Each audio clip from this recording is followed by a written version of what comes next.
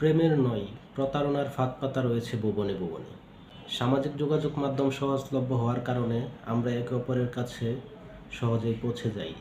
আর এই প্ল্যাটফর্ম ব্যবহার করে কয়েকটি অসাধু চক্র তৈরি হয়েছে, যারা মহিলা এবং মেয়েদেরকে টার্গেট করে ফাঁদে ফেলে।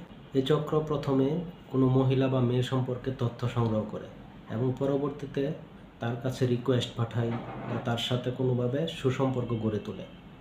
এই অসাধু চক্র মহিলা বা মেয়েদের সাথে সুন্দর করে কথা বলে, তার কাছে বিভিন্ন গিফট পাঠায়, তাদের সাথে কন্টিনিউয়াস কথাবার্তা চালিয়ে যায়।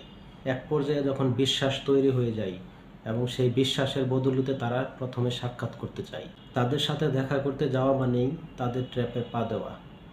প্রথম সাক্ষাতেই তারা ওই মহিলা কিংবা মেয়ের একটি অন্তরঙ্গ ছবি কিংবা ভিডিও ধারণ করার চেষ্টা করে। এই ছবিকে তারা পুঁজি করে একসময় সেই মহিলা কিংবা মেয়েকে তারা কোনো ধরনের খারাপ প্রস্তাব দেয় অথবা তাদের কাছে অর্থ দাবি করে।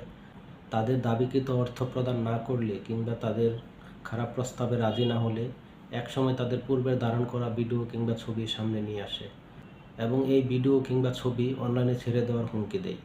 প্রেমের ফাঁদ একসময় পরিণত হয় মরণ ফাঁদে। অনেক মেয়ে কিংবা মহিলা সহ্য করতে না পেরে একসময় আত্মহত্যার পথ বেছে নেয়।